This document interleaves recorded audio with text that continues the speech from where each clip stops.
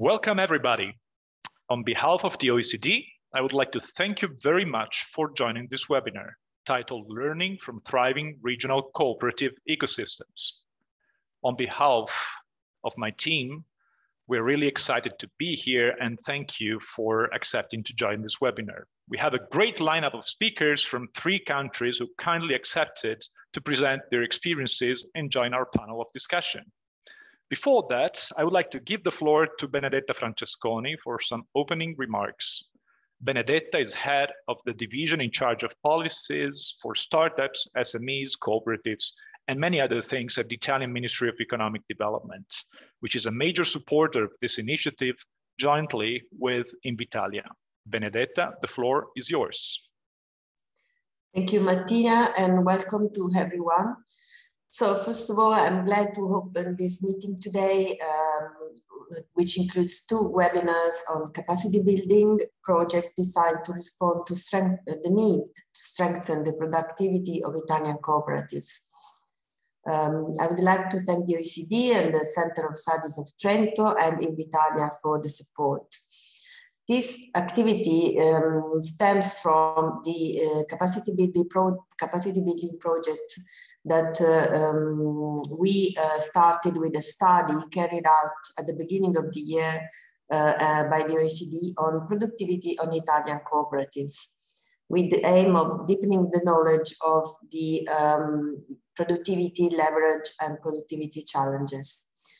The report is available, so we can share it also to participants. But this is also a follow-up of a debate that we had on that occasion when presenting the report, where the cooperative system, the Italian cooperative system, highlighted different needs and capacity building needs, especially with regards to skills and knowledge on experiences, including experiences of other countries. So I'm happy to have here representatives from other countries.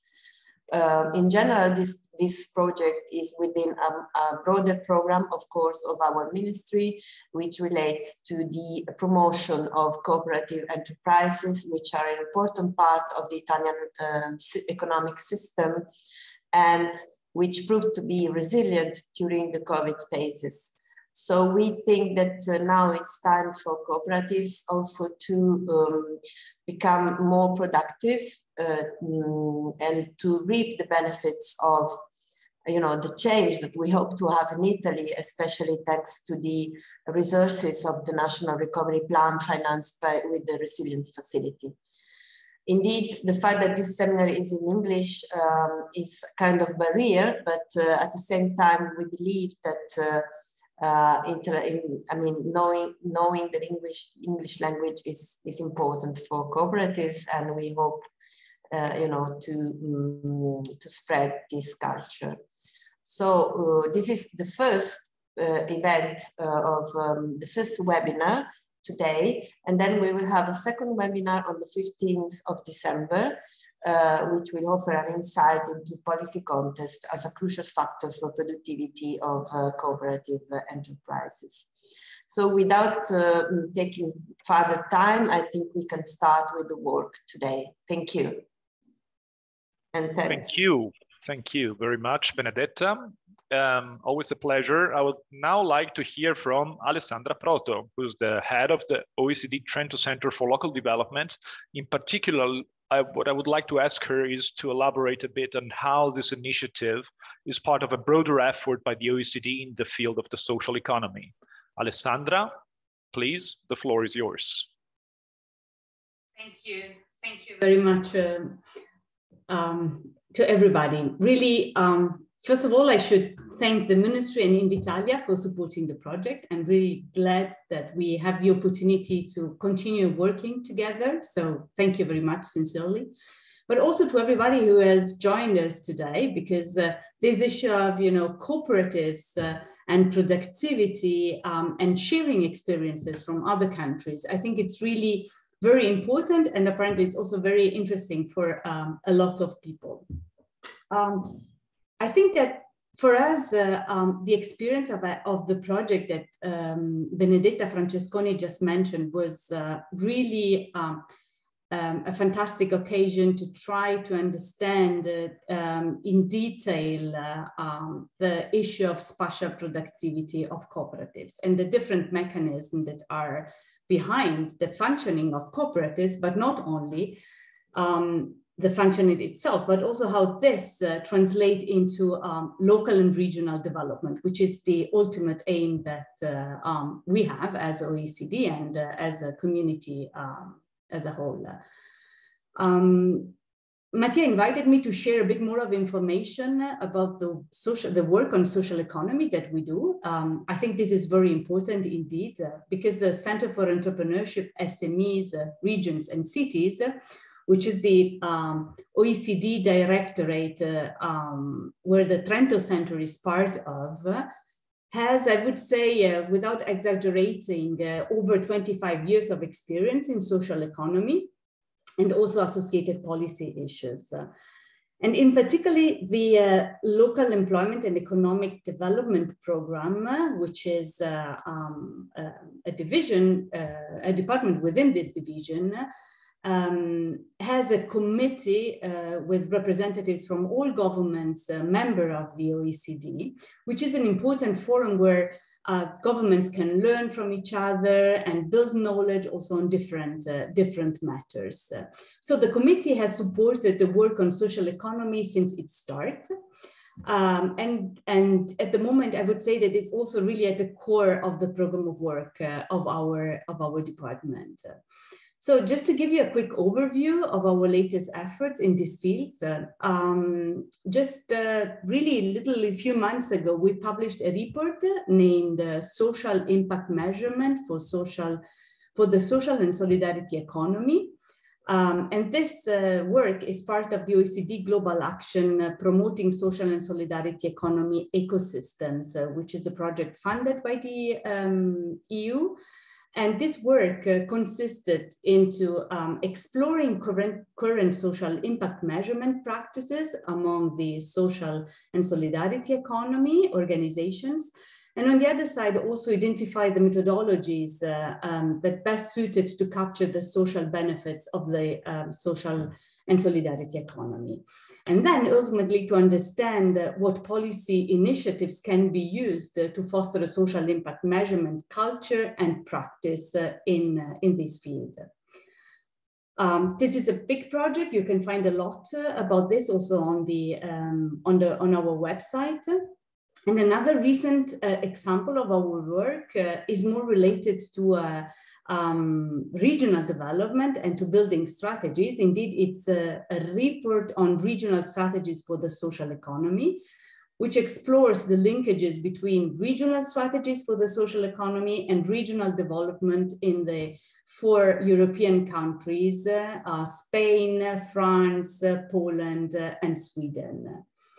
Well, all this just to say that the OECD, and in particular the LEAD program and the Trento Center, have really a very, a holistic and integrated approach towards the social economy and more broadly towards local development, which goes, we saw from data analysis, impact measurement, to the development of strategies and recommendations.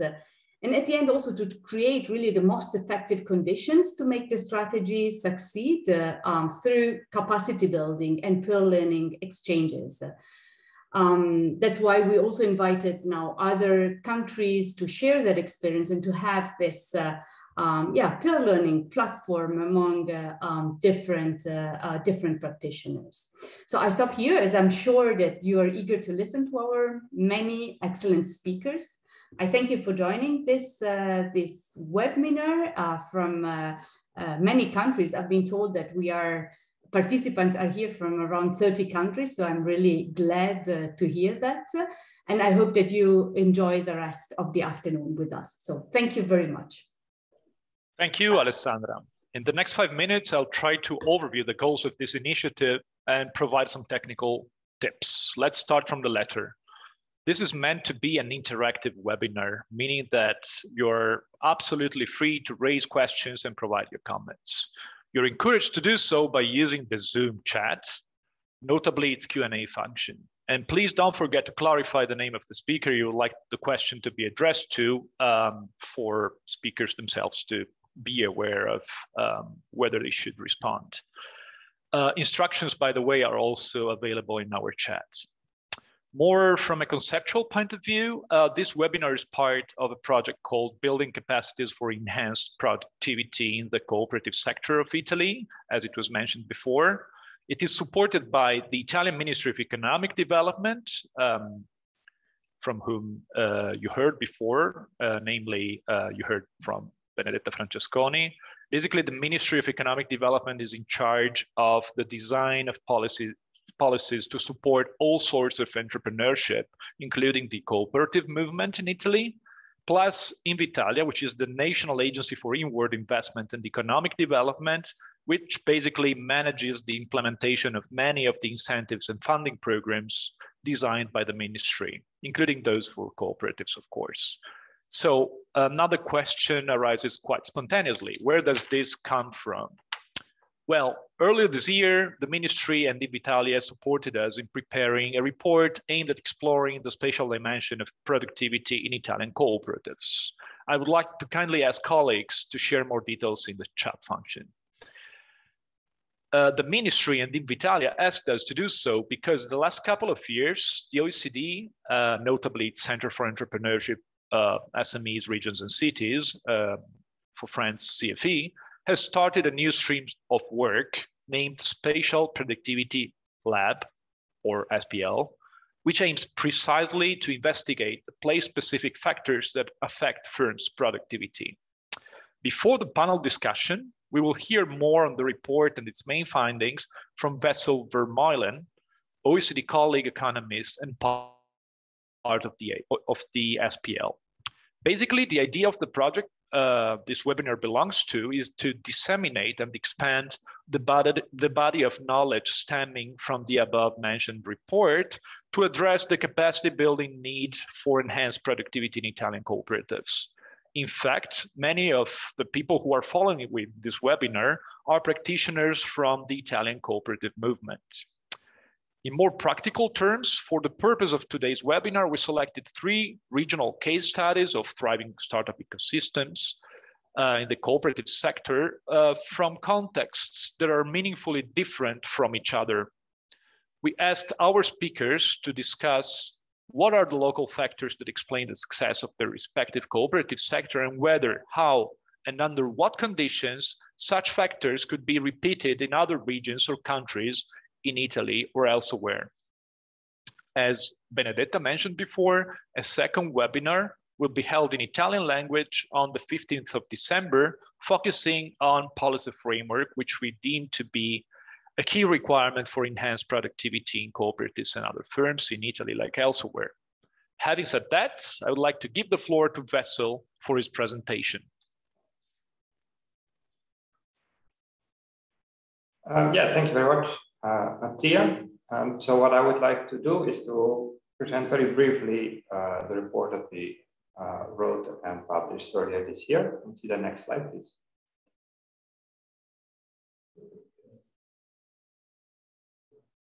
So the report is titled The Spatial Dimension of Productivity in Italian Cooperatives, and as I will be very brief. I don't have too much time. You can find all the details in the report, and the report is linked in the chat. Next slide, please.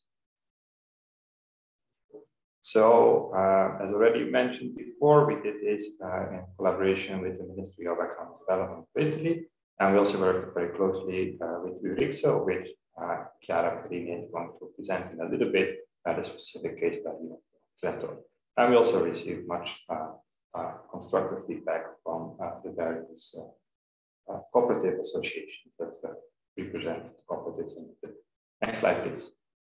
So what I'm going to present is some data, basically the situation of employment and productivity of Italian cooperatives, and I'll try to give as much of a regional perspective on this as well. We'll start with employment, and then we'll be followed by some statistics about productivity, and I will end with a brief comparison with cooperatives in Spain.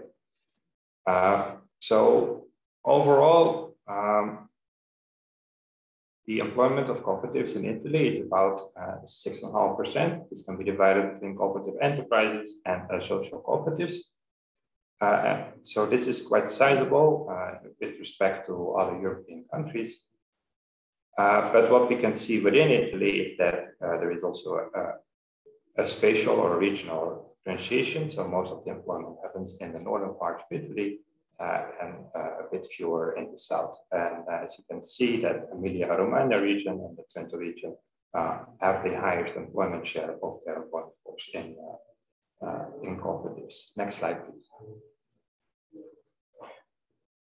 The share of cooperative employment is growing across most of the region. So we see in the period from 2012 to 2017 that the share of employment of cooperatives across all employment has been growing in 16 out of 21 regions, and highlighted here specifically is Trento, which has a large share of employment in cooperatives, growth of the share, and also in the region of Molise we see this employment share.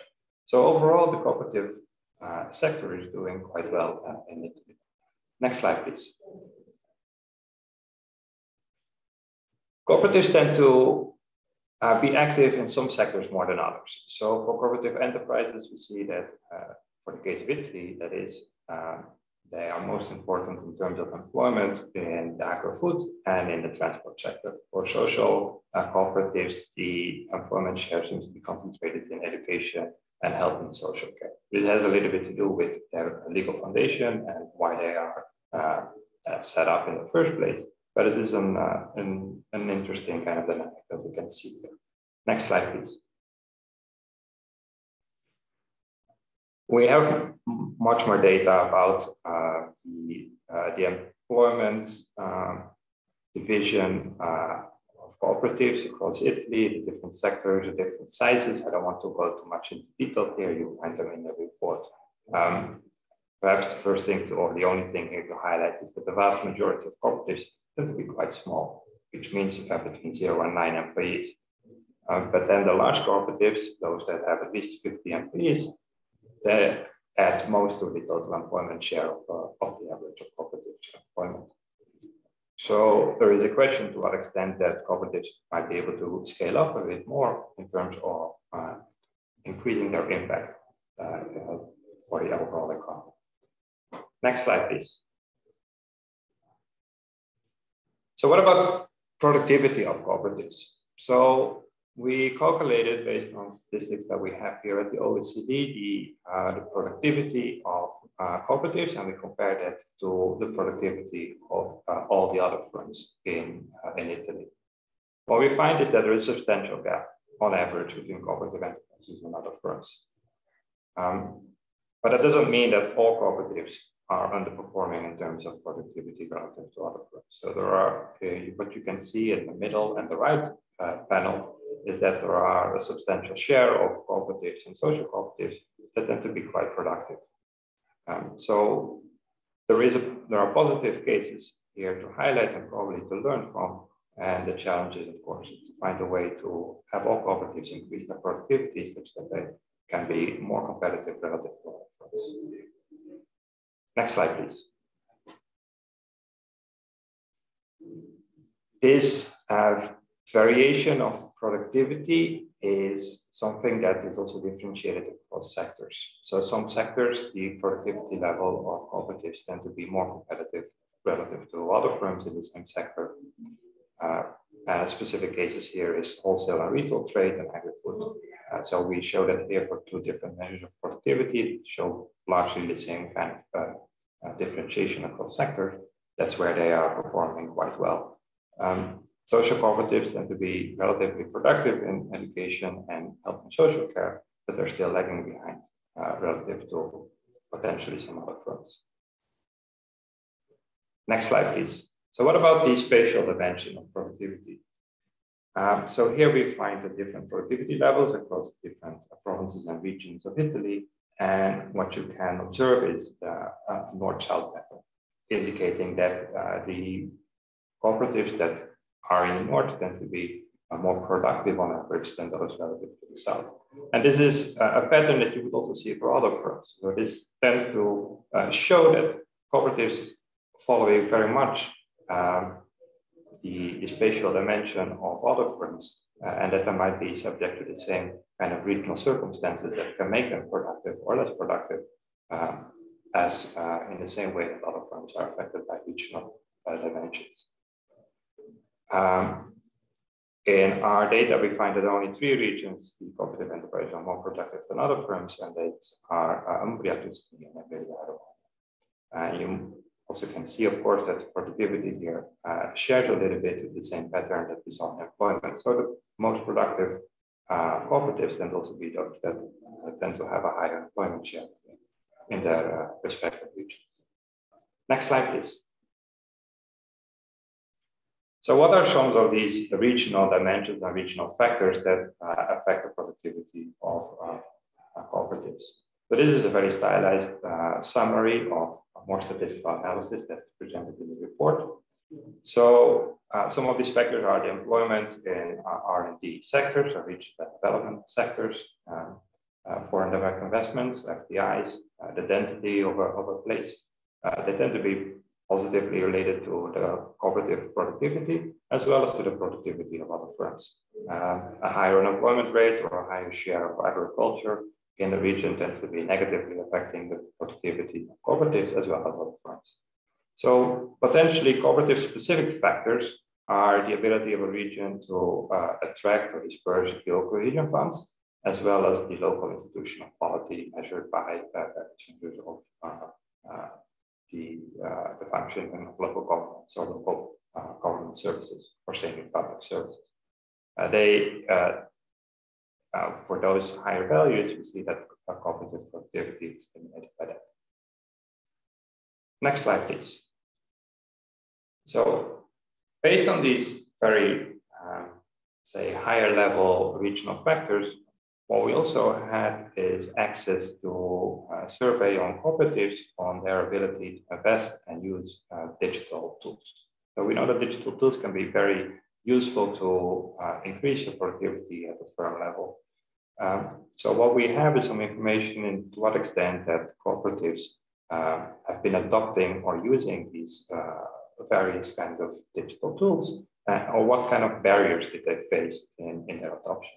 So what we find is that the cooperatives are using some tools quite well, but these tend to be the tools that are quite easily obtainable or tend to be free services, such as a digital signature or setting up a website or having some social media channels.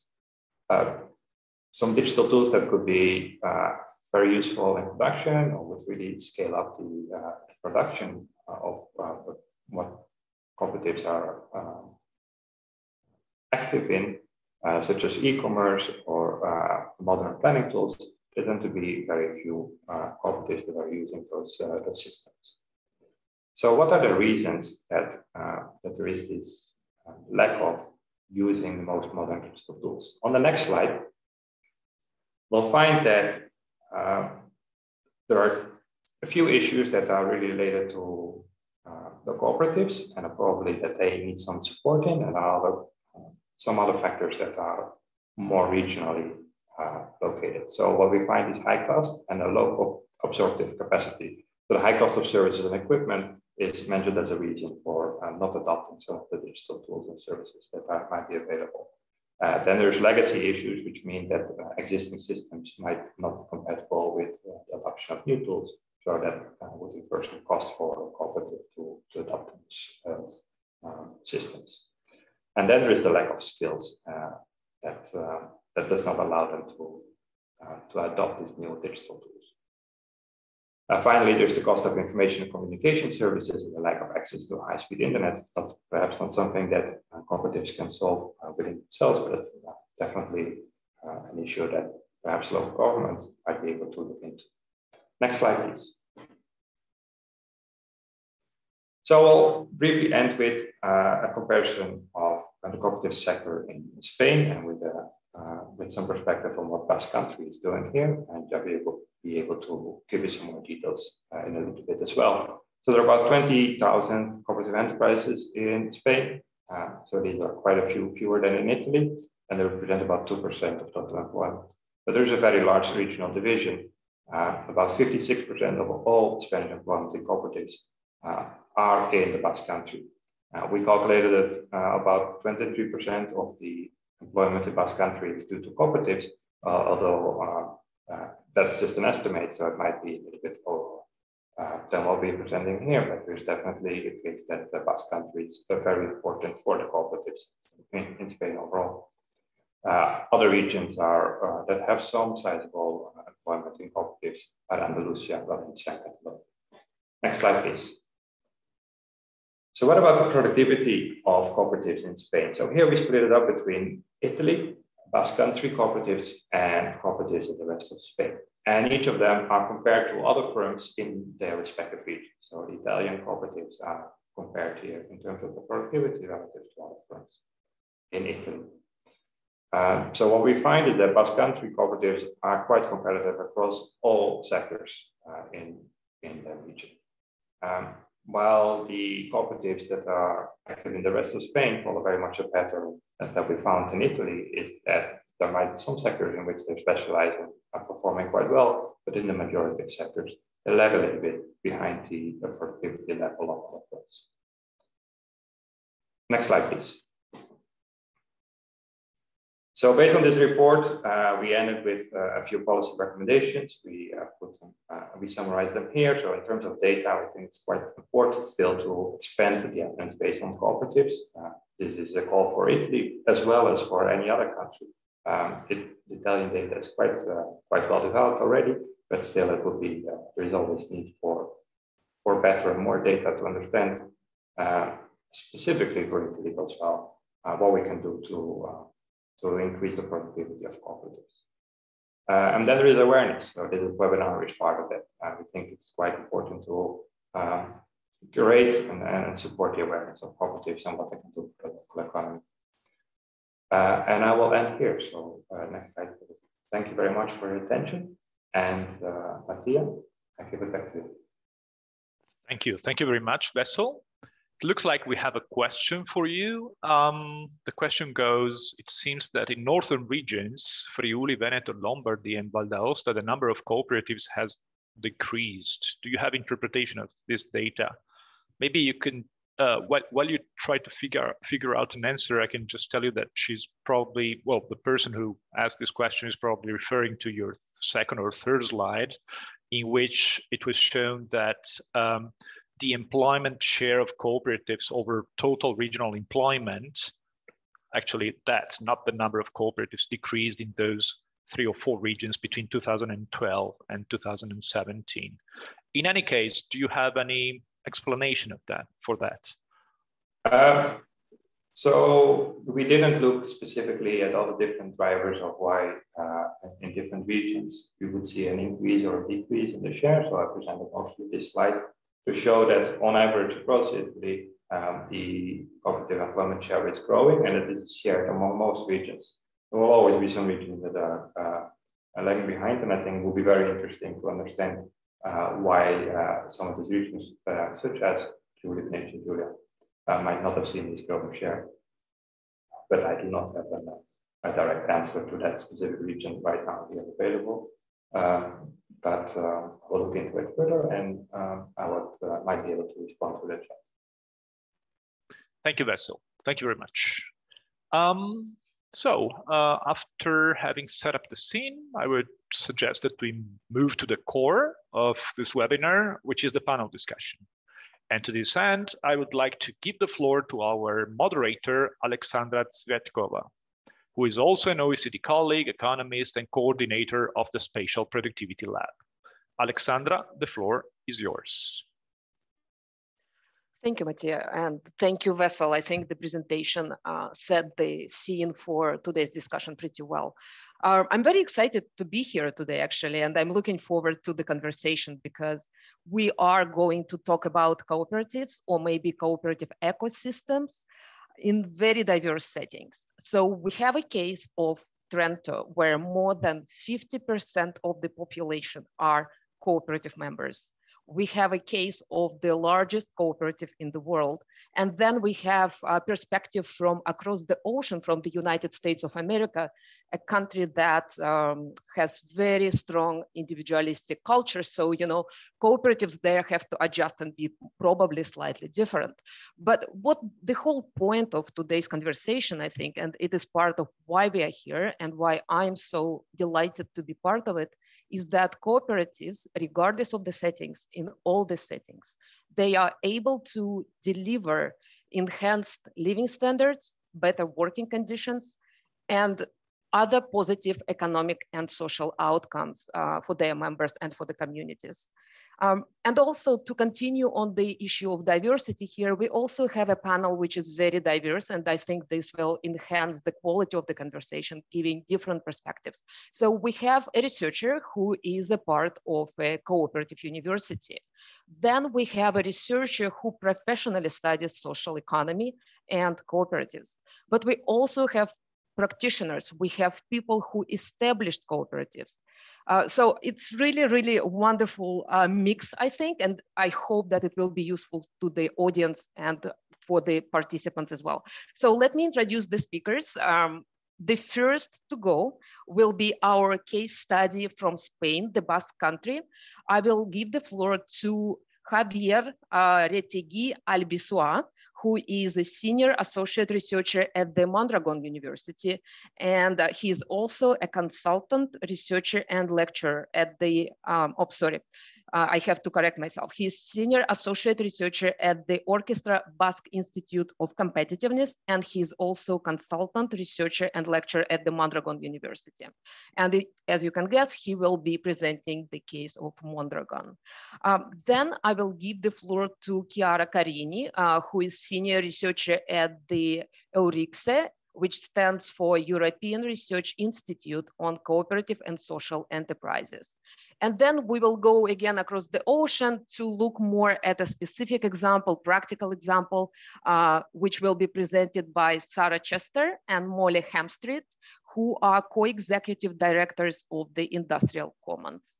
So I think before we go in the presentations, let me probably give a few details of the housekeeping. We have 3 case studies. We have 4 presenters. We plan about 10 to 15 minutes per case study. And then we will go into the roundtable discussion. Again, to reiterate what Mattia already said, we would like this conversation to be, you know, bi-directional. So to our listeners, please send your questions using the Q&A function of the Zoom. If your question is to a specific speaker, please put the name of the speaker before your question, and we will address this question to the speaker. Or if your question is more general, I will pose it for discussion on the floor, and whoever of our experts would like to answer, please raise your hand. I will be calling you to answer and give you perspectives, but also for audience and both and speakers, if you feel something else needs to be said, needs to be discussed, please bring it up. For speakers, please raise your hand. For audience, please use chat function or again, Q&A. If you have examples to share, we would be delighted to learn about them. If we have more or sufficient amount of information coming from the audience, I will be happy to put together a little note and distribute to all participants afterwards. So it will be really bi-directional exchange. It will be, you know, learning experience for everyone, and we will expand, you know, the pool of our experts to include our audience. All right, I think with that, I would like to give the floor to Javier. Javier, the floor is yours, 10 to 15 minutes or whatever feels right for your presentation. Thank you. Okay, thank you, Alexandra. I hope you are seeing and hearing me well. Yes. Yes, I'm very happy to participate in this webinar. I'm going to present in the following 15 minutes the case of Mondragon, and I will try to stress more the factors that can make Mondragon more productive, more competitive. Next slide, please. Yes, the next one, please. Yeah. Okay, first, some general figures about Mondragon today. I'm not going through all the numbers, just some of them, just in order to indicate the dimension of the group. Mondragon is a group of autonomous and independent cooperatives that represent more or less 80,000 jobs and total sales for industrial and distribution areas of 11,000 million euros. So it's quite a big cooperative. As you can see in the slide, the World Cooperative Monitor considers Mondragon as the largest industrial cooperative in the world. Next slide, please. Mondragon is divided in 4 areas. Industrial area with a very diversified set of activities going from automotive to industrial automation, home appliances, components, construction, lifting equipment, engineering, tools, machine tools, industrial system tools, tools and systems, and so on. And this area is 48% of total jobs, of total employment of the group. Then distribution is 47.7% of the total number of jobs in the group. Finance is 2.7%. Finance is mainly a bank, which is called Caja Laboral, and the insurance company. And knowledge that is composed of education centers and research is 1.6% of the group. Next slide, please. So I try to identify, going with the topic of this webinar, I try to identify some factors that can contribute to a better productivity that, in my opinion, are characteristic of Mondragon Corporation. I'm going to give some details about them. And at the end, I will try to propose a framework that puts them all in relation. I think it's important to know where each one of the factors is located in the ecosystem of Mondragon. I'm going to talk about the size of the company, the subsidiarity principle, the corporate services, the internationalization, the values and management model, the inter-cooperative solidarity tools that we have in the group, the welfare and flexibility, and the ecosystem of knowledge oriented to innovation. All those factors are quite linked and synergetic. Next slide, please. So first, considering the size, you can see in this graphic, you can see two curves. First one in green is the distribution of Mondragon cooperatives depending on the employment range. So you can see, and the blue one is the distribution of all the rest of cooperatives in the Basque Country. So one thing that we can observe is that the cooperatives of Mondragon, as an average, are quite much bigger than the rest of cooperatives of the Basque Country. I think that in the report that was presented before, it was established that the size and productivity have some kind of relation. Well, this can be an explanation of the productivity of the cooperatives of Mondragon. Of course, productivity brings size, and size brings productivity. So it's a circle that fits itself. The number of cooperatives of Mondragon is only 6% of total number of cooperatives in the Basque Country, and in terms of employment is 47%. Next slide, please. Another thing that I think it's quite important in the cooperatives of Mondragon is that its structure is strongly based on the subsidiarity. You can see on the right side a graphic showing what is the structure of the group.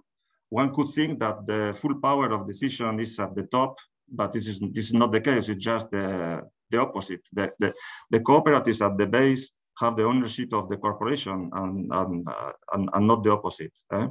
Taking that into account, it is necessary and very important to know what are the power you are giving to the head of this structure, and what is the power that is kept in the base cooperatives.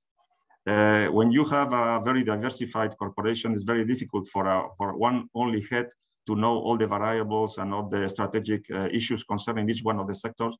So it is very important that the profit and loss account, the research and development, the balance sheet and the strategic decisions are kept in the cooperatives. But there is an advantage of sharing some of those powers. For instance, in the case of Mondragon, the corporation is responsible for the basic strategic axis definition, the innovation promotion, the investment in new markets, new products, new projects, the relationship with government bodies, legislative promotion, internationalization promotion, synergic projects, and general support to cooperatives. So it's very important to find a right balance between what is shared and what is kept in the base cooperatives. Next slide, please. Well, another factor that, in my opinion, has a lot to do with productivity is internationalization. As you can see in the slide, 70% of the sales are made in other countries other than Spain. The network of corporate offices and production plants is quite impressive. There are 15,000 employees in subsidiaries in international offices. It seems that it would be quite difficult to produce such a network for each one of the cooperative by itself, and the corporation gives the support to the cooperatives in the international expansion of their markets and the location of new production facilities. The photograph that you can see down on the left side, it's a typical Basque farm, but the fact is that it's not located in Basque Country, it's in China. It is located in an industrial park created by Mondragon, and there are about 10 companies, 10 cooperatives that are installed at the same place, trying to find synergies in terms of location, the knowledge about the legislative issues of China, and so on. So again, it's doing things together instead of doing things by himself, each one of the cooperatives. Next one, please. Very briefly, one other aspect that, in my opinion, can contribute to the productivity of Mondragon and growth of Mondragon is the solidarity aspects between the cooperatives. I will underline two of them. First one is relocation of people among cooperatives. When one cooperative has a lower workload for any reason, he has the possibility to send. Well, maybe it's not the right word, but to put those people in other cooperatives that have a higher workload, and when the workload is back and is growing again, he can retrieve those people to the cooperative. Well, this gives flexibility to the cooperatives, but which is more important is that you are not losing your knowledge. The people that had the knowledge and went into another cooperative, they come back with the knowledge of the sector, the technology of your own cooperative. And the second one is the restructuring of results of profit and loss account. We have some mechanisms in order to share a percentage of the profit and loss account between cooperatives. That means that the cooperatives that have benefits contribute in a certain percentage to the cooperatives that had losses. Just to know, the percentage of this restructuring can be about 10, 15, 20% of the total profit and losses. It wouldn't be good to be more than that, but it helps the cooperatives to be a little bit more competitive. Next slide, please. And finally, the innovation ecosystem. During the years, Mondragon has created an ecosystem for innovation with a triangle formed by the University of Mondragon, which is a university with 5,000 students and research professors, the research and development units of each one of the cooperatives, and the research centers of the Basque Country belonging to Mondragon. At present, there are 14 technology centers and research and development units plus the university, and a total number of researchers of 2,189. Next slide, please. So I tried to put all this together and to classify those factors in some kind of framework, a framework that allows to to link some things that sometimes are quite difficult to link. This is the link between values and productivity, right? If we start from the left side, we have the values that have been declared by the corporation as cooperation, participation, corporate social responsibility, and innovation. And if you have a regional critical mass of cooperatives and people sharing those values and a strong leadership, it is good to center certain intercooperative basic agreements. What are those basic agreements? Well, first, the values. One important thing in the case of Mondragon is the structured networking.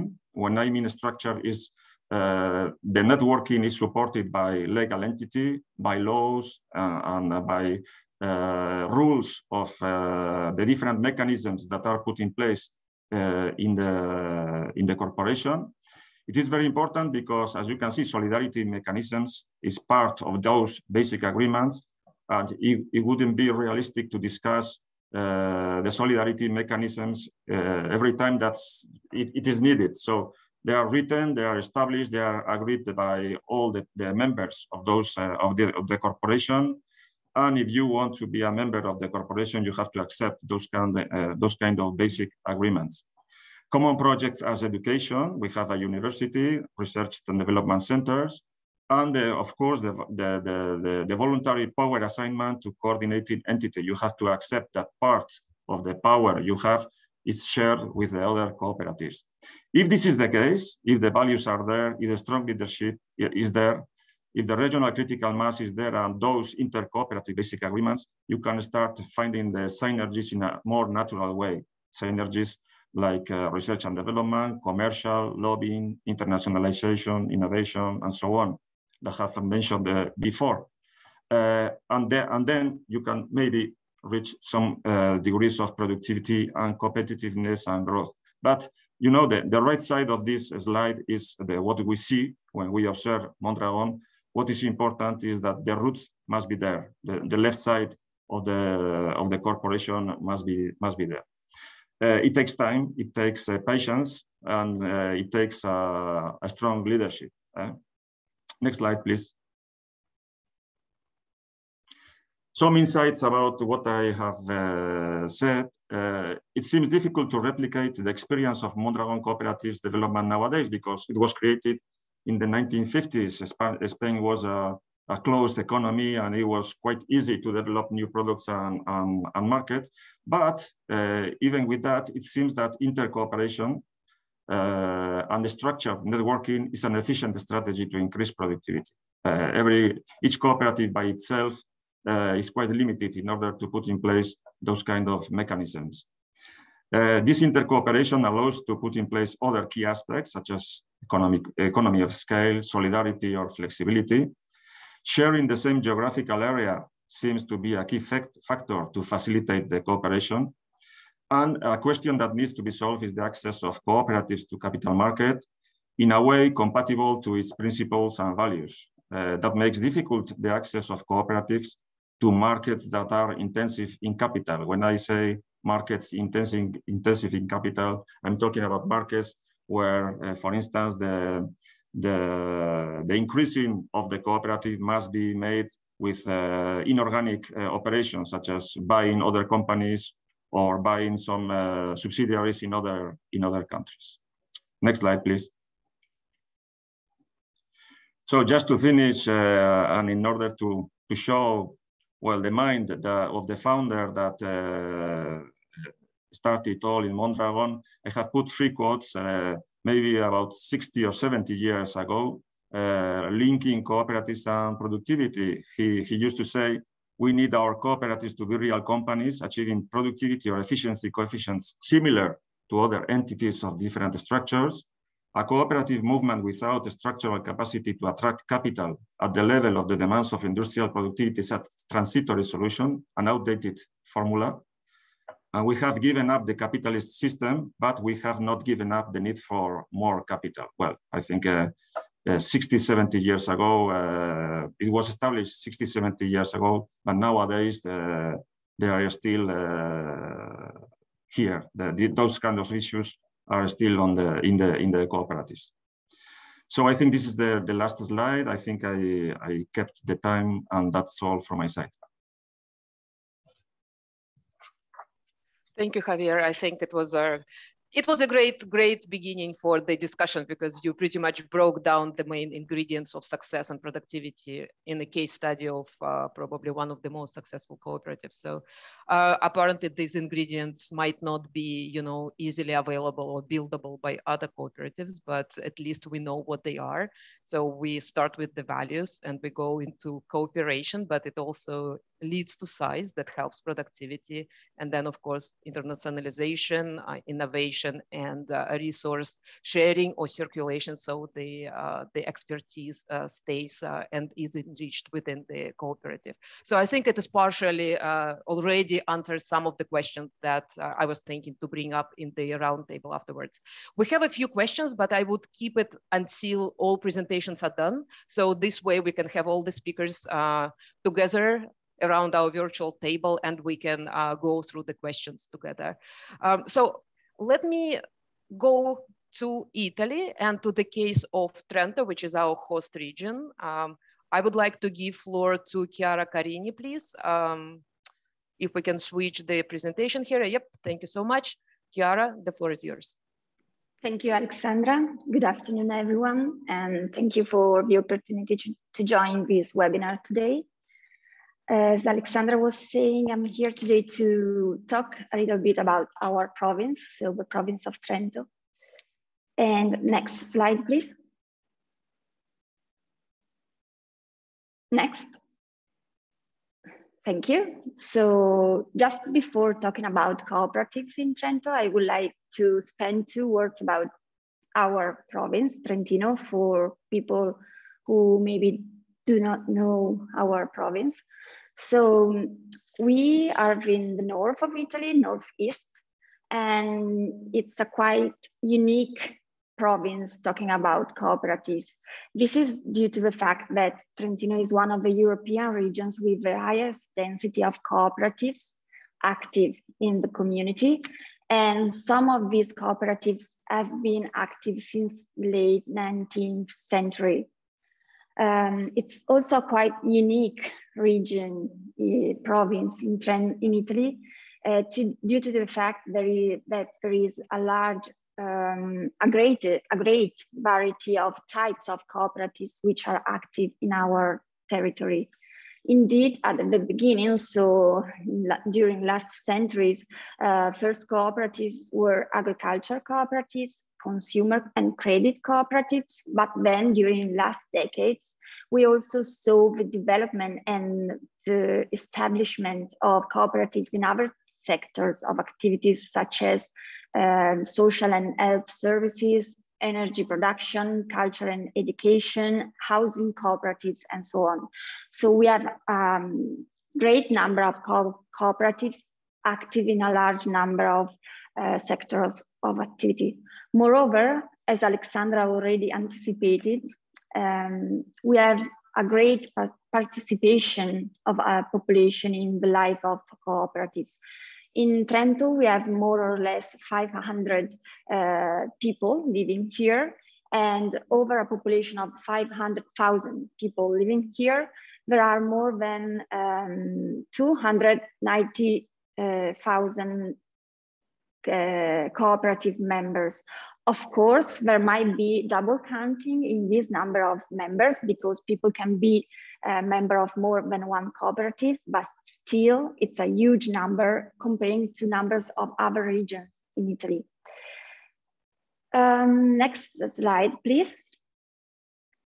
Having said that, I would like to show just a few numbers about cooperative sector in Trentino, and after my presentation I will share with you the link to a report we produced about Trentino province with a lot of number about employment and economic performance of Trentino cooperatives. Here in Trentino, we have, in 2020, we had more or less 450 cooperatives which were active with a total value added of 600 million euros. these 600 million euros represent 8.5% of the total value added generated in the province, and this percentage rise to 14% if we consider not only the value added directly produced by cooperatives, but if we also consider the value added generated by the members of the cooperative, so farmers, shops, and other enterprises who are members of cooperatives. If you look at the data about employment,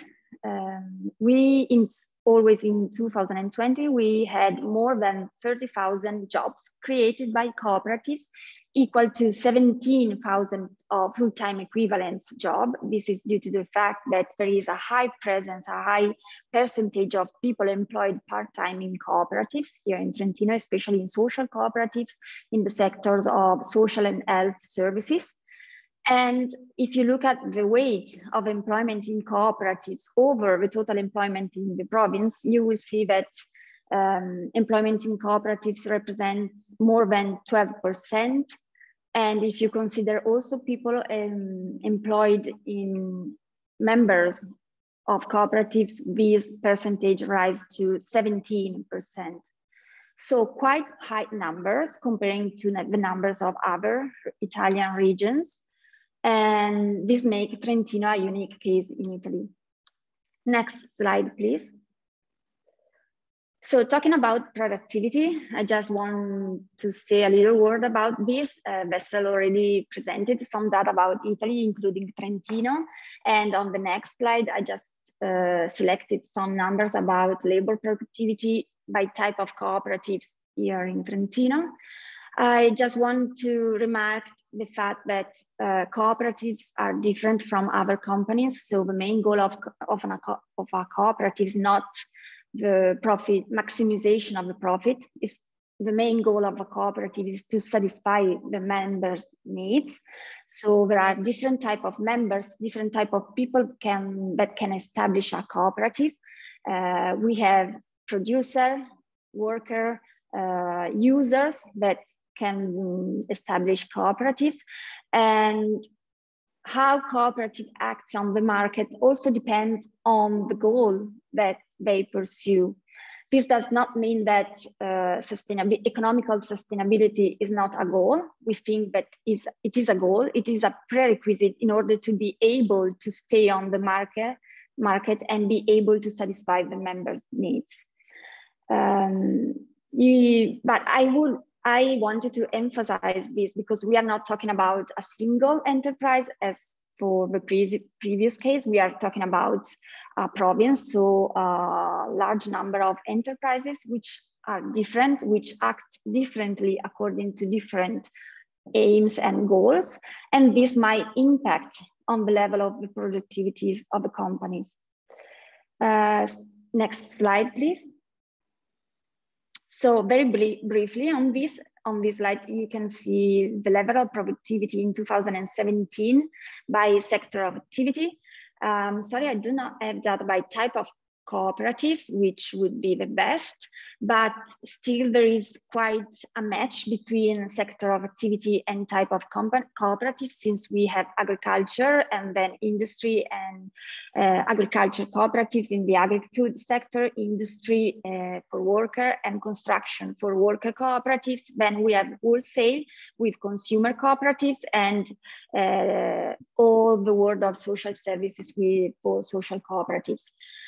Still, here we do not have data about other provinces and regions in Italy, but still, if you have a look at our report, you will see that data about labor productivity in Trento are, for most of the sector, higher than other provinces and territories here in Italy. And this confirms the fact that Trentino is quite a unique case here in Italy. So starting from these numbers, next slide, please. I tried to summarize which can be the features of the Trentino reality that have contributed to the level of the productivity of cooperatives here in Trentino. I prepared two slides on this. I divided factors into two categories.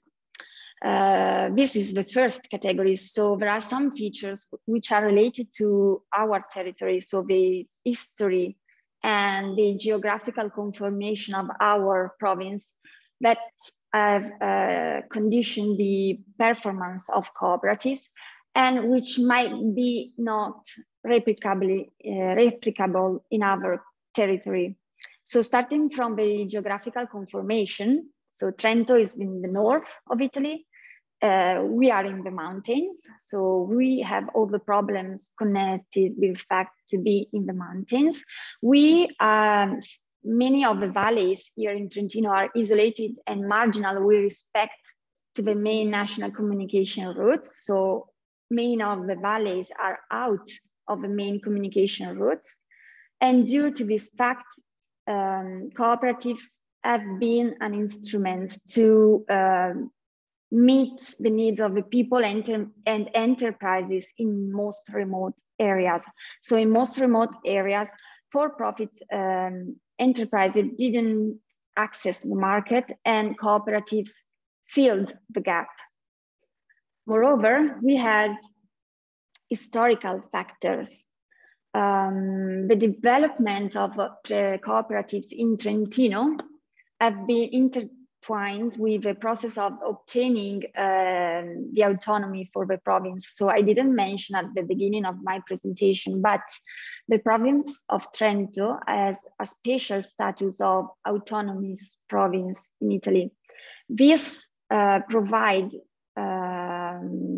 this may make possible to the province to support cooperatives and other economic sector in a more free way comparing to the national policies that are applied in the national context. And also talking about historical conditions, a factor, it should be considered that in Trentino there is a long tradition of activism. So I already mentioned numbers about members of cooperatives, but if you look also at that about volunteering, about social capital, about associations and other non-profit institutions active here in the province, you will see that there is high numbers of this type of organizations comparing to other territory in Italy. Moving to next slide, please. Moving to the second category of factors that might have an effect of the productivity and development of the cooperative sector in Trentino, I focused on the ecosystem. And by ecosystem, I mean all the organizations of the cooperative movement itself, meaning consortia and the federation, and then also the province of Trento itself and the support that the province of Trento gives to the sector to the cooperative sector in Trento. Very quickly, so here in Trentino, we have very strong second and third level organizations within the cooperative sector. These second level and third level organizations play a key role in the management and dissemination of knowledge and innovation within the sector. For example, in the agriculture sector, consortia play a key role in also in integrating the supply chain, and this make possible for farmers in remote valleys to compete at national level. Just to give you an example, we have Melinda. Melinda is a second level consortium that brings together all the cooperatives and 5,000 apple growers in a single valley here in Trentino. And this consortium, Melinda, made possible to sell and transform all the products, apple, of these farmers and to compete at national and international levels. Moreover, we can talk about like a district of apple, which is managed and made possible by the consortium. Talking about unity of representation. In Italy, at national level, we have 3 major federations. They are working together representing the sector, but here in Trentino, we are a unique case. We have a single federation, la Federazione Trentina delle Cooperative, and this federation represents more than 80% of the active cooperatives in the province and more than 90% of the value added generated by the cooperatives in Trentino. This means that there are very few and very small cooperatives which are not federated with the federation. And then lastly, and I will close my presentation with this, we have a strong relationship and support with the province of Trento. Over the time, we had a large number of policies and laws supporting the sector, starting from law 15, promoted in 1988, so 30 years ago almost. And it was a law aimed and still aiming at promoting the development of the cooperatives, and it made possible to develop action in supporting education for cooperatives. So it's a quite huge law. And then we have specific cases for specific sectors, such as, for example, Progettone. Progettone is a policy which were very helpful in order to develop worker cooperatives here in Trentino, but we also have other law regarding SIEG and for the consumer sector, and we have a strong relationship between the province and social cooperatives as far as co-design of the service is concerned. This, very briefly, an overview of the Trentino case, and I'm here if you have any questions or any questions about our reality. Thank you, Alexandra. Thank you, Chiara. I think we also, at least for me, what I heard here was the confirmation of quite a few points that Javier made. What kind of came across is the age or the history of cooperative movement. So with the Mondragon, we had a really old, huge consortium. And here in Trentino, we have completely different structure, which has a long history. But here, instead of having like humongous, huge organization, which is one cooperative, we have a lot of cooperatives that are united. So, but they both Mondragon and cooperatives here in Trento, and I think it is also one of the components of success that I need to add to my list, is the diversity of activities. I think that, spanning different areas of both social delivery, but economic as well, helps cooperatives to stay in business, to be productive, both socially and economically. And then again, when we come to smaller size here in Trentino, we are talking about, second, third order organizations that represent and unite these little players to deliver in this kind of setting the approximation for size, because size does help companies to be competitive and stay in the system. So this brings us to ecosystem, which is also, I think, a really important component that is being kind of appreciated now more and more in social economy. So we will see how things develop, but I think it's very welcome development for understanding of the social economy and how it functions and how it can be supported, because eventually ecosystem is a support system that helps companies to be more successful. So coming from these two examples in Europe, which are really kind of rooted in history, I would like to move over to United States of America, where the history of cooperative movement is not as strong. Support from the government or from the state or from the regions tends to be quite lower, and cooperatives, at least the ones that we will be talking about today, are quite young compared to European cases that we are just discussed.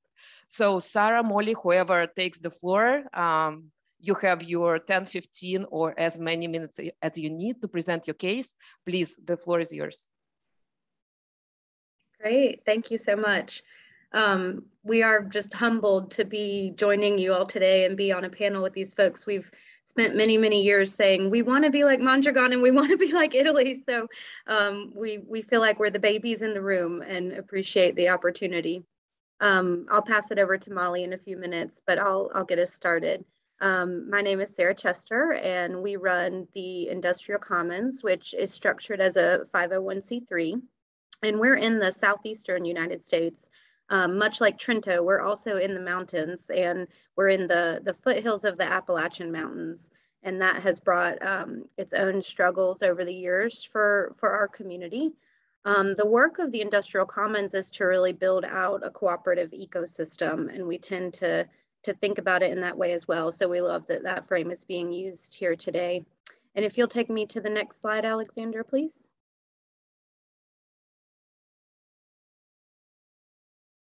Great, and one more, please.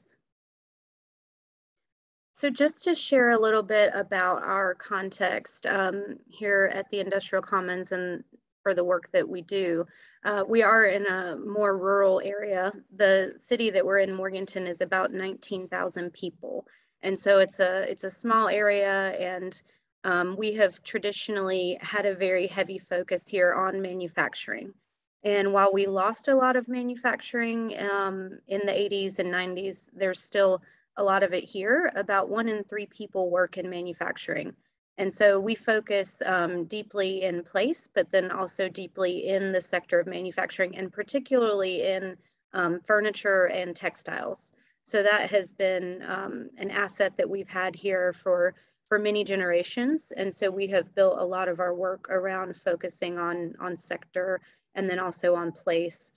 And this is an example of a map. A lot of the work that we do is actually connecting urban centers with the more rural manufacturers.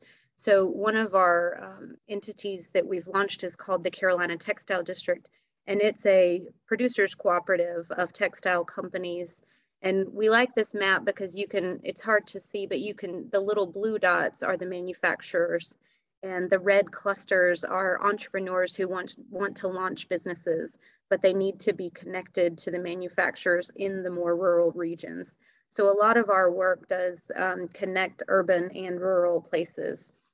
We're also in a very, very conservative part of the United States. So as Alexandra was saying, there's not a lot of support in general in the United States for cooperatives and not a lot of good policy, but in addition to that, we kind of struggle with being in this very, very conservative region. And so we try to make our work very applicable to folks that may not always think like we do. And sometimes that's easier said than done. But if you'll take me to the next slide, Alexandra, please. These are the values that we carry out our work through. We have a deep belief in environmental stewardship, and we base a lot of our work in the circular economy. So as I said, we're working in the sectors of furniture and textiles, but we're really pushing those industries to think more about environmental stewardship through the use of the circular economy. We carry out all of our work with a racial equity lens, which we think is very important, especially given the context that we're in. Where a lot of people do not grow up with a consciousness of those conversations. And so we try to bring that to the work that we do, both in the co-ops that we're launching, and then also in our more community-based work and community work that we do in the community. And then we also, again, have this deep value around place. So we've been asked a lot about taking our model and growing it out of our rural community, and we've always said no to that. We, again, really admire the regions of Spain and Italy, and rather than getting bigger in terms of geography, we've always chose to go deeper. And so we were formed originally in 2015, and as Alexandra said, we're still very young, but we have pushed back on this idea of growing geographically to find ways that we can grow more deeply in our community. A good example of that is we've been working primarily in the manufacturing sector, but we're getting ready to start doing some housing development, cooperative housing. And so we're trying to find more avenues that we can work within our own community. And if you'll take me to the next slide, Alexandra. And this is really how we think about our work day to day. We are incubating primarily worker-owned co-ops, and we have 4 of them that we have launched, and another one coming this year. and they're in different stages of their growth. And then we also work in launching and supporting more producer cooperatives. And a good example of that, as I had mentioned, is the Carolina Textile District. And then we really want to put all of the systems in place to make those cooperatives and producer networks successful. And so again, there isn't a lot of good policy here. And so there's a lot of work that we do to teach anything from financial education to management education to make sure that those cooperatives are going to be strong and successful and resilient and have everything that they need to continue to grow and scale. And then the other piece of our work, which we feel is so vitally important, is working with the young people in our community. And again, folks don't grow up with a consciousness here about cooperatives, and most people don't know what they are or what that means. And so we do a lot of education with young people. We have one program where we work primarily with elementary and middle school. So anywhere from 5 years old to 15 years old. It's an arts-based program where young people have the opportunity to think creatively about these values of environmental stewardship and what the future of work can look like in our community. And then we also have a program that we work primarily with middle and high school students, so more like 13 to 20-year-olds, to help them think about post-secondary education. So as we think about eradicating poverty in our community, we know that education is a piece of that. And so we're always encouraging those high school students that we work with to pursue post-secondary education and then have a really good plan for a career coming out of their education and their path into a good job, not just a job, but a quality job. And so I'm going to pass it over to Molly, and she's going to share a little bit about the productivity around the cooperatives here. Thank you so much, Sarah, and thank you all of you for having us. Again, we're on the other end of the spectrum of just getting started, but we appreciate being part of these conversations, and hopefully for folks in the audience that are coming from regions or communities where you're maybe starting to think about your cooperative ecosystems, we just want to encourage you. So a little bit of the background too, Sarah and I are both practitioners. We grew up in our communities. And we're both born here and really want to have a new vision of what our economy looks like. We grew up when it was upwards of 17 and 18% unemployment here. It's interesting now because now there are very few workers that are, there's a loss of jobs, so there's a need for workers. So we feel like the cooperative ecosystem can actually bridge both of those to encourage new development in the workforce. And it's interesting here, as Sarah was talking about this overlay of our region and our manufacturing sector. I think it's also really, really important to also know that we are the least unionized part of the United States. So much of our work has to be about building even a labor consciousness. So that's why we're starting so young, so that the concepts of cooperatives can be in the consciousness of students and in even the conversation. So a lot of our work is going way back. And I came out of that work too, out of kind of a failed organizing campaign where we have something called the right to work state. So the unions were decertified because of very regressive laws in terms of like not having policy. I think we even have regressive policy when it comes to labor, cooperatives, unionization at all. And that was where we kind of really said, how do we build back and how do we have this opportunity to build our own factories? And that was where my background came from, was building a cut and sew plant. Again, we're in the textile industry with an immigrant-led workforce. So you can also see that I think you see in our photos coming through this real important value of equity and racial justice that comes through with our work. Because if we are the folks that are rebuilding our economies in places like rural America to keep young people here and just keep them from moving to the cities, that has to include everyone. And that's an imperative that's so important to us from the very, very, very beginning. So we are building out this cooperative ecosystem, and we can go to the next slide. And I think it's also really interesting being on the conversation with the folks from Italy, because one of the largest employer in our county, over 1,200 workers, is an Italian company that came here over 100 years ago, a weaving company, and they recently sold to their employees. So we see all these multiple models of starting out as worker-owned cooperatives, conversions, and ESOPs, which are really rebuilding this ability to hold and economic growth in our communities through all these forms of employee ownership. So I know this came out in Javier's conversation, but what we really do see and the uniqueness of our region and the uniqueness of this moment right now, I think, is to capture a younger workforce and a younger voice is really this overlay of region, sector, and supply chain. And so North Carolina, the region that you saw that Shara showed, that is one of our states. It's on the east coast of North Carolina. That's our state. We live in the state of North Carolina. We are still one of the largest regional manufacturers of textiles and furniture in the whole United States. And so there is this region, there is this sector, and then there's the supply chain. So when we are growing cooperatives or we're linking them together, we're building out through that ecosystem of supply chain need.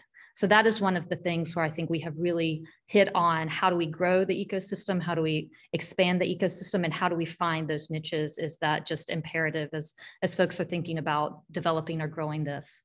The other one is the shared contracts. And what's also that map represented is not just one cooperative producing, but the cooperatives really looking together, us being able to, on the back end, build out raw materials and get those out to small producers. We saw this evidenced in the pandemic, when actually our cooperatives were much more productive during the pandemic. We were able to keep our doors open by securing, and this was the role of the Industrial Commons, was to secure state contracts. There are no laws that say states have to make things local or produce with cooperatives, but we pushed on our state to all the money that was coming down for PPE and production around that time was to get that into our cooperative industrial cooperative. So we were able to keep over 60 manufacturers going by these state contracts. So I think really pulling in these shared contracts and leaning as we can on purchasing power of the states. The other one that's really important for us is focusing on the emerging markets.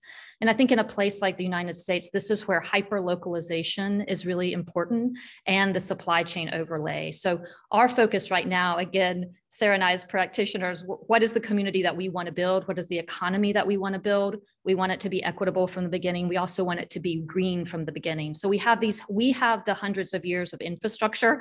We don't have the hundreds of years of cooperatives, but we have the hundreds of years of infrastructure. So our imperative is to green that.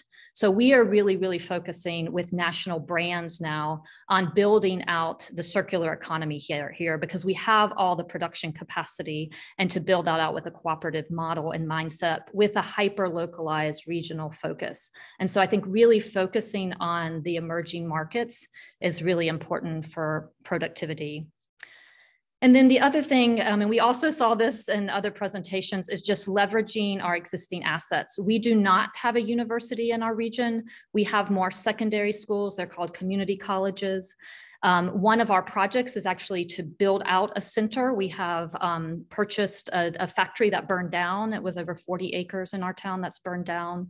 And so we will be building out kind of that connectivity, but leveraging the research and development that is here to keep the cooperatives on that top edge of their productivity as we go along and as we build out these emerging markets. Then the next slide, please. So I would like to talk about the absence of policy because I think that is a reality. So for those folks maybe on the call that are like, we don't have these policies, we don't have these hundreds of years of policy and support for cooperatives. Well, we don't either, but that hasn't stopped us. So I want to encourage those folks that might be in a similar situation. There is emerging federal US policy around cooperatives. It's not really starting to trickle down yet to our states. And there are some emerging models out there of folks looking at building state-by-state policies. The states in the United States have a lot of individual control. As Sarah said, we're in a very conservative region. So we have been working through our means of economic developers and really trying to put that language. And part of our role is to put that language and seed that language around social enterprises, employee ownership, and cooperatives around. So our laws do not exist, but that doesn't necessarily have to stop us. And where we have been really successful as cooperatives or developers is to leverage the resources. And when Sarah said we are a 501c3, when thinking about setting up our organization, we set ourselves up as to be able to pull down federal resources. So the federal resources don't say, this is for cooperatives or this is for social enterprises. It just says this is for business. And I think what we've been very successful in doing is pulling down from the federal government. And right now we have some of the largest amounts of money coming in to small businesses because of the rescue plans that are out there for the pandemic. So I think it's very important. What we've been able to do is to position ourselves to divert that money that's coming in into cooperative enterprises. And you can see one of, we're in about an 50,000 square foot facility. And this is one of our new machines that we were able to pull down through capital. So this is capital that we can get that we don't necessarily have to pay back. And we're also able to leverage that capital then as very, very patient capital. So I think that's been a key to our success. And when there's not a lot of policy and there's not capital specifically for cooperatives, is to divert the federal money coming in and make that case of that these are just good jobs, putting rural people back to work. So I think we have one more slide. Might be it. Yes, this is just some of our community. And again, I think we really want to lift up the diverse, pulling folks from the margin and having their voice at the table to build the economy that we do want to see. And I, again, want to really encourage those folks that don't have the history behind them to not let that stop you at all and to really help build out that solidarity economy that will lift all our communities into the future. Thank you. Thank you. Thank you, Sarah and Molly. I think it was like really completely different, flipping everything upside down. But I mean, I really enjoyed this presentation because it really kind of shows the roots. And it is amazing how our presentations, and for people listening to us, the speakers, I assume, didn't really coordinate how the presentations speak to each other. You know, Javier was highlighting values and you started with values.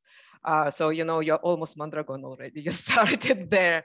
But like issues of capital, they are important and they are coming through in different, more kind of applied talks about challenges that cooperatives are facing, especially when we start talking about more economic side of the activities and economic value.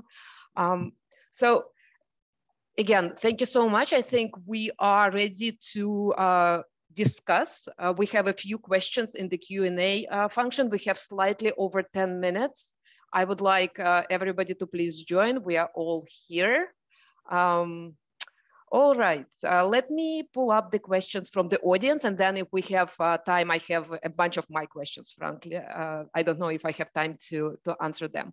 I think closer to the mandate and really to the heart of the OECD, I would like to start with a question about European Commission or European Union directives and policies regarding the production, for example, quotas, limits that support or hinder the competitiveness and sustainability of the cooperatives in your area. And this question is to Chiara and refers to Trentino.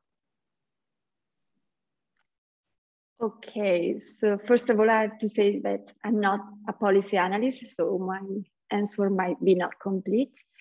Of course, we are in the European Union, so we are working under regulation of European Union.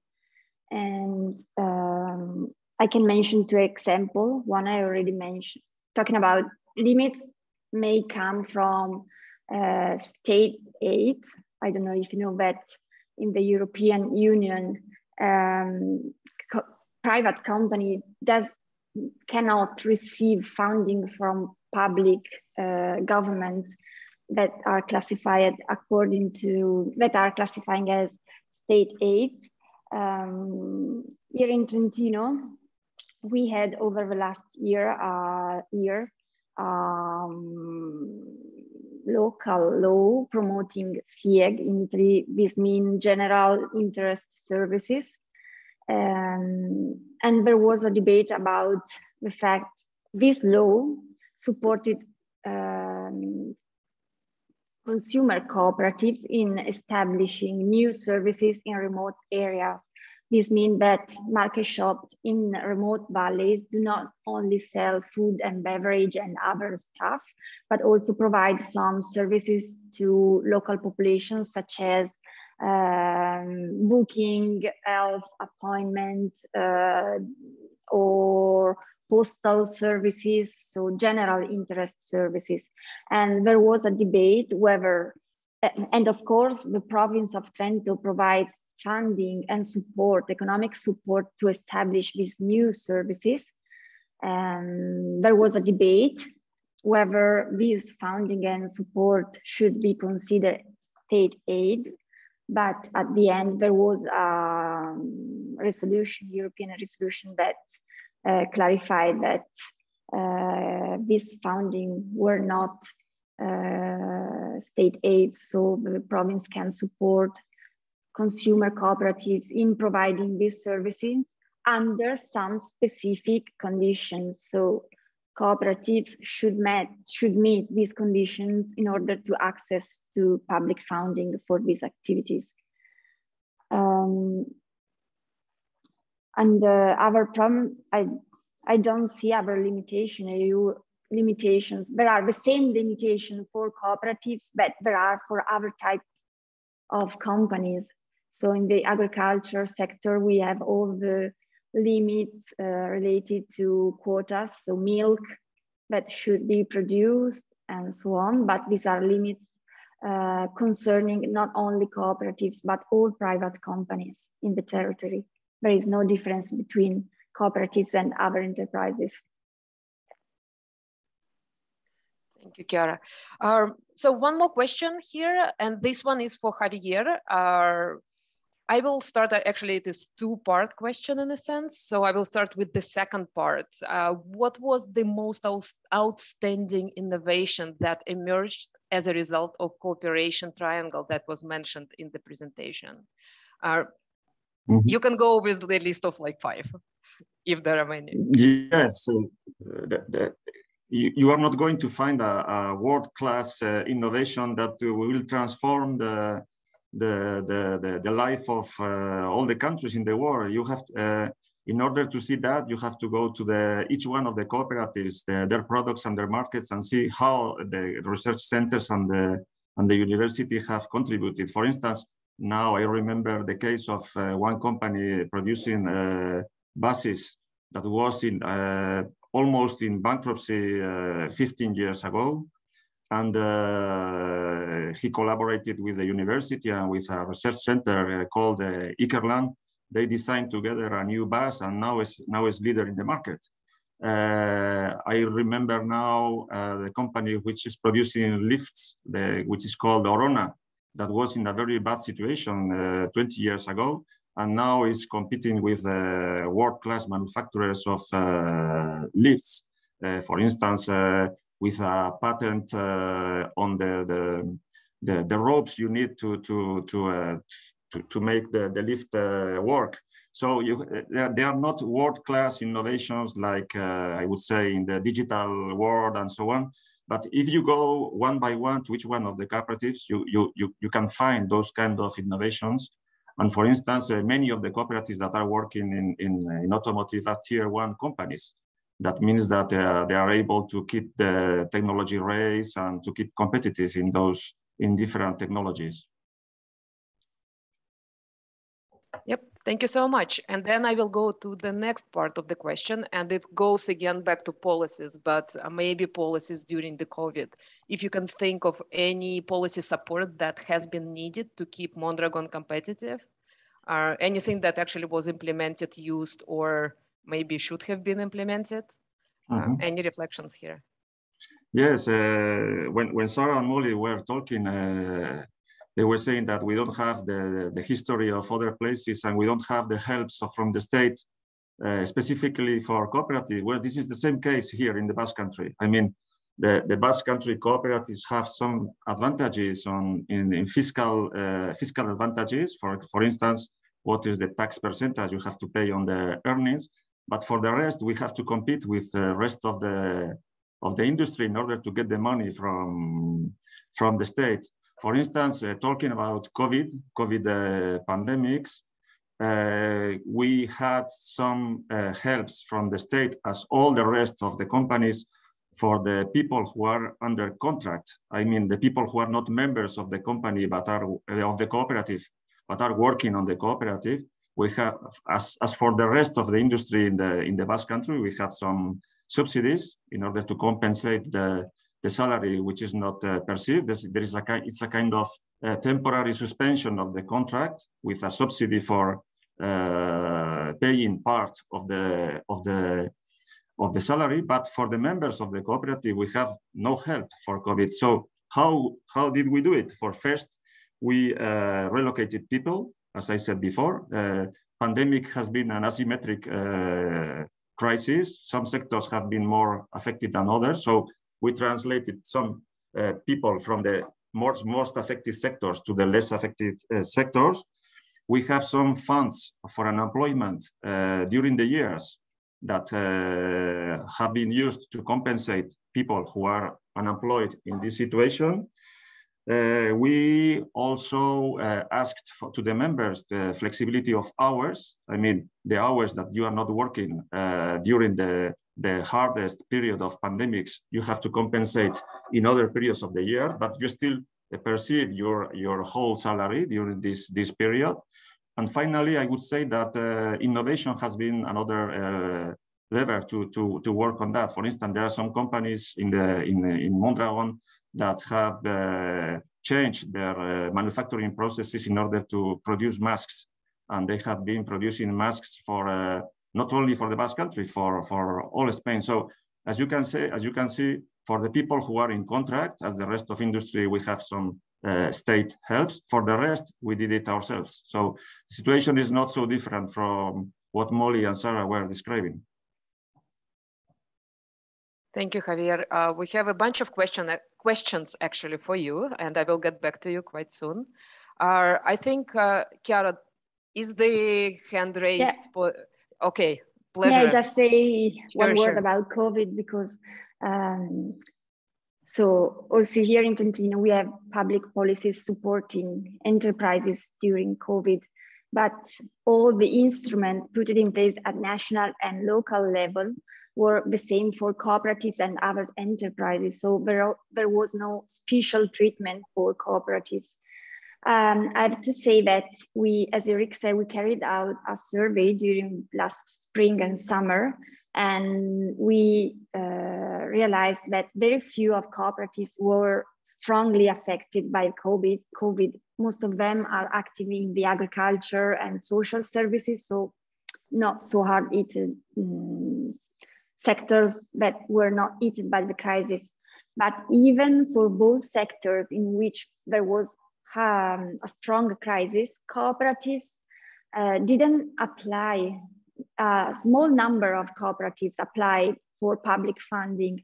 As Javier was saying, cooperatives decided to follow other way and do by themselves to try to find a solution within the cooperative sector, reorganizing the activity and try to put in place new activity, introducing innovations.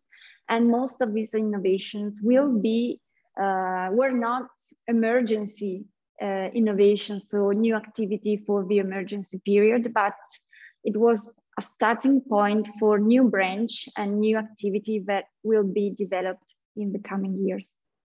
That's all. Thank you, Chiara. I think probably we kind of admitted in our discussion today, the big part of the social economy is how resilient it is.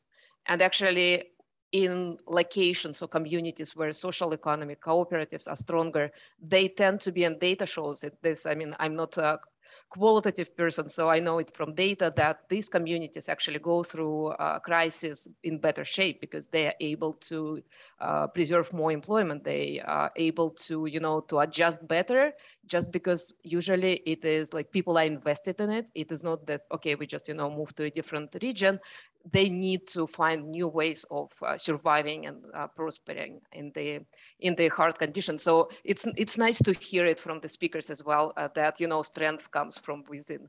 But now I will go into like keeping your ground type of question and the strength issues. The question to Sarah and Molly. How do you see the future of cooperatives in your region in light of the aggressive approach pursued by global companies? So how do you withstand these big players? How do you hold your ground?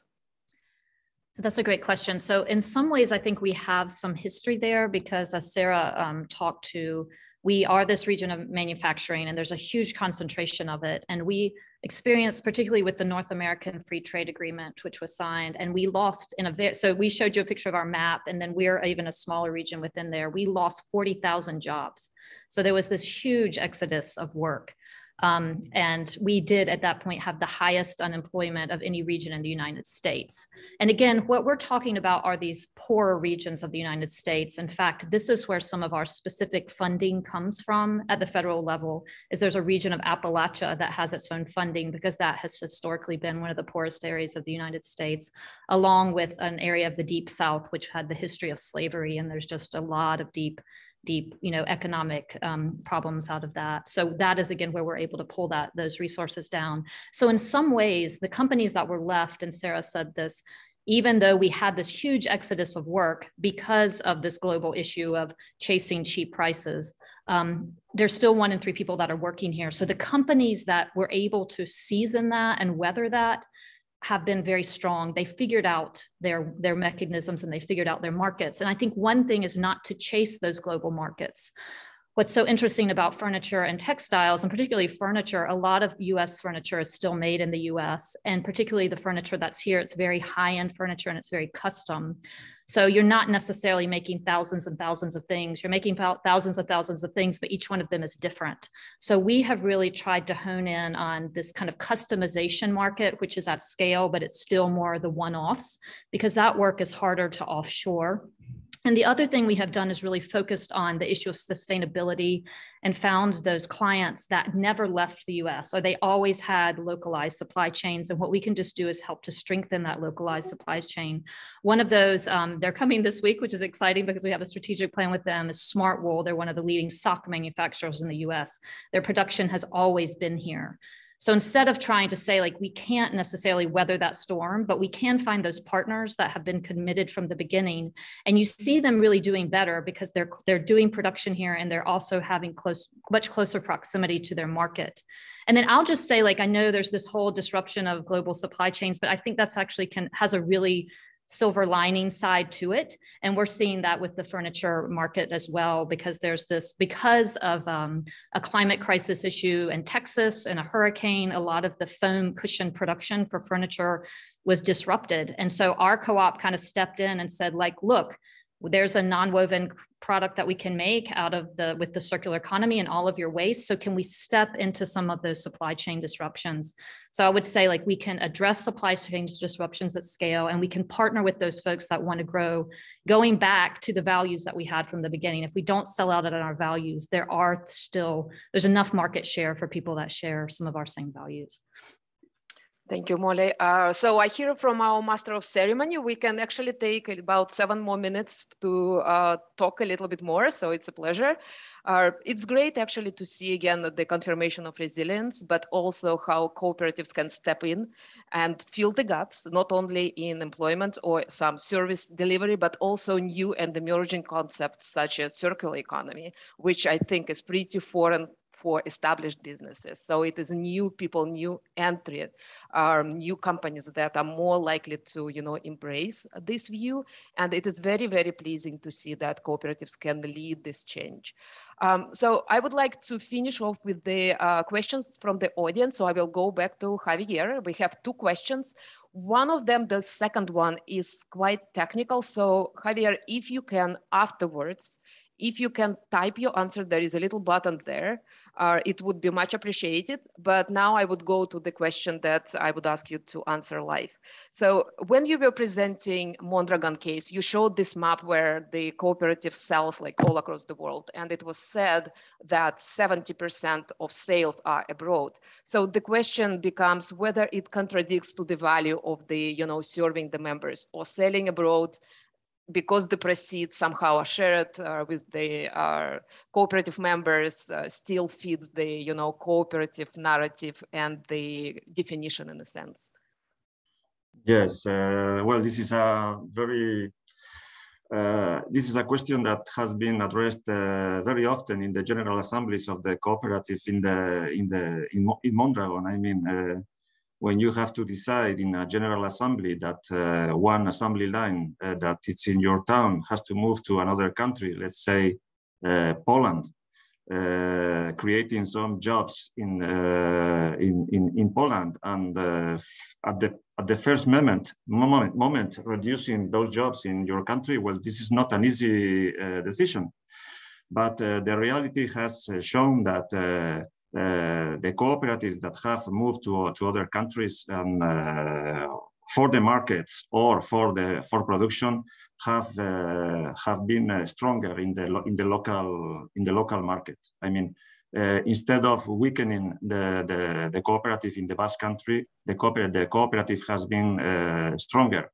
Of course, this needs to segment a little bit the products and maybe producing some high-end products in the Basque Country with where you can find the costs that you need in order to market them, and keep some other products abroad. But the reality shows that these kind of decisions have been good for the cooperative.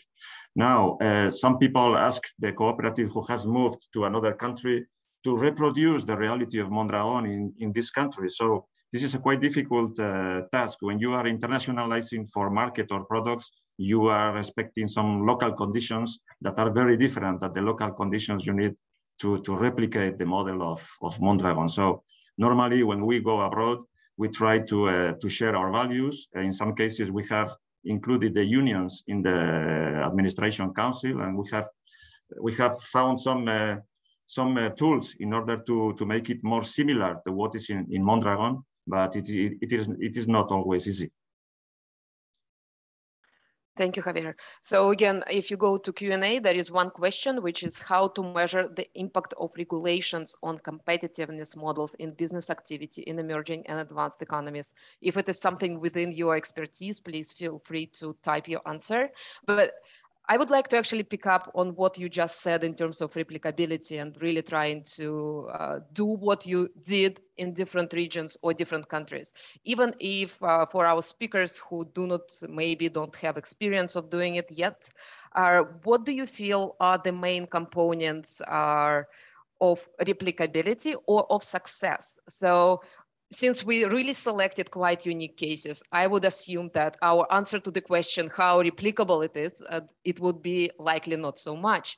But then if we break this down, because there are specific components that make your case very unique, but if there are any components that you feel can be replicated and create the conditions for growth of cooperatives in a different context, in a different region, in a different country, if you would like to share any of those, we would really appreciate it. Well, from my side, I would underline three factors that, in my opinion, are necessary to replicate something similar to what is Mondragon today. First one is you need a critical mass. You need a certain amount of cooperatives or social economy entities that share the same values. You need some kind of leadership. Somebody has to take the leadership. Otherwise, it's quite difficult to make them move, because they are in the day-to-day life. They are in the markets. They have the problems of the day-to-day life. And third, I have said it during my presentation, but it's the network must be structured. I mean, it's not a voluntary decision that you have to take every time something happens. What I mean by a structure is legal entities must be there, coordination legal entities must be there with bylaws, and the rules and the solidarity tools must be written and approved by all the members of this, let's say, club. Thank you, Javier. I'm busy writing this down because actually you brought up something else that actually came across presentations sometimes, but wasn't really highlighted. It is leadership. Usually any ecosystem, be it social economy, be it entrepreneurial ecosystem, needs leadership. And it can be policymakers, but in reality, usually companies people step in to lead change in their communities. And I think, again, cooperatives are actors that are able to do it best. If we have any additions from other speakers on the issue of replicability and main components? If not, I will, okay, Sarah will probably go. And if not, we will wrap it up here with the discussion and pass the floor back to Mattia. Sarah, the floor is yours. Great, thank you, Alexander. I think here, and Molly might have something to add, but as we were starting out, we did a lot of asset mapping to really look at our assets, and that included the sectors that were here and prominent that, as Molly said, hundreds of years of infrastructure that we could leverage, but also the relationships that we had. So again, our institutions, from our school systems to our colleges, our universities, local governments, state governments, there's no consciousness around cooperatives. And so a lot of our assets in the beginning were the relationships that we had with those institutions. And part of that was because we see them at the grocery store or our kids are on the same soccer team. And so I think for us, just getting something brand new off the ground and reflecting back the relationships that we had in the community and being able to leverage those traditional institutions were very, very critical for our context here in the United States. Thank you, Sarah. So I think it was great discussion. I personally learned a lot. I would like to really, really thank all our participants. I would like to thank audience on my behalf. And now I would like to pass the floor back to Mattia for concluding today's webinar. Thank you again. It was a pleasure. It was real pleasure. Thank you very much, Alexandra. It was great moderation, and thank you all again to all speakers. It was really an interesting discussion. As we are approaching the end of this webinar, before closing, I would like to invite Roberto Rizzardo, Head of Production, Recovery, Investment, Attraction, and Customer Management at Invitalia, to share some final thoughts. Roberto, the floor is yours. Thank you, Mattia. I'm really thrilled for being here today, but first of all, I would like to thank all the guests connected online, the speakers, the Ministry of Economic Development, the OECD, and the cooperatives, especially those who today presented their interesting and, thought-provoking project that testify how the words of cooperatives as surprising possibilities for development and success in different contexts. In Invitalia, which is the Italian development agency, I lead the team focus of production, relaunch, and industrial development. And is in that context that the agency work for cooperative development. There was a lot of interesting points. Today, we talk about scale up, leadership, and so on. But let me try to summarize what we have seen and discussed today in some key messages. In my thought, the first is that cooperative movement is a global phenomenon, sometimes a huge phenomenon, thinking about Mondragon, for instance, which affect in different ways, but practically all countries with a high economic, occupational, and social impact. The second point is that Italy is one of them. It's a good news for us, where cooperation has had great historical importance. Today, cooperative enterprise have an important role for the national economic system and are a valuable segment of the Italian economy. And the numbers prove it. In Italy, the cooperative segment counts, as of December 2020, just under 79,000 cooperatives registered as active.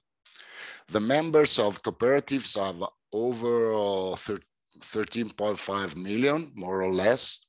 The employees, working members, and non-member employees amount just under 1.4 million units, mostly women. And let me say that this is a very important point for gender equation.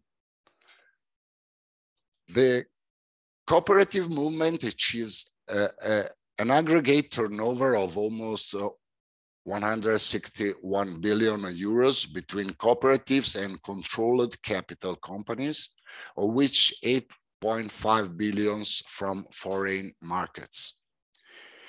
It is estimated that the contribution to GDP of the cooperative category, which with the banking and insurance system and the control and associated corporation reach more or less 8%.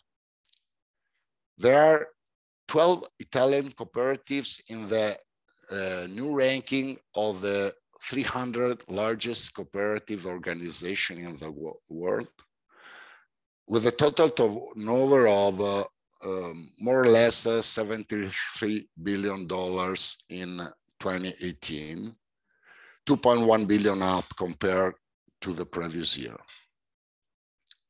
Italian organizations are worth 3.4% of the total turnover of the 300 global cooperative giants. These are very interesting numbers, talking about cooperatives. But let me say that this third point is very important for me.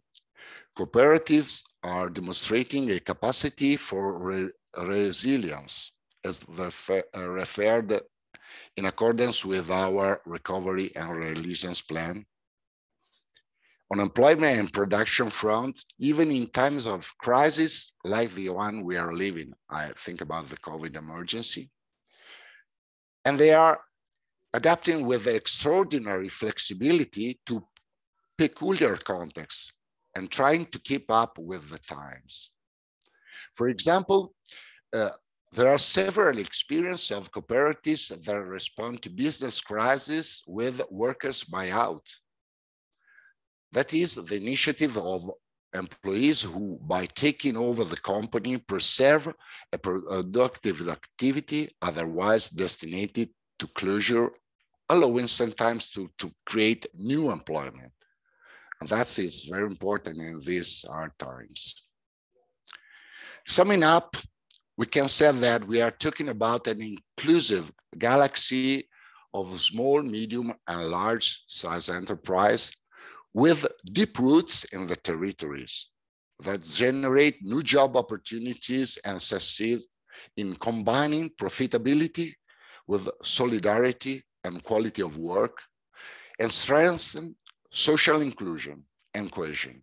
Another central theme for our National Recovery and Resilience Plan. Invitalia's National Development Agency has given support to the Ministry of Economic Development for the management and implementation of a series of activities in order to promote and grow the cooperative movement trend.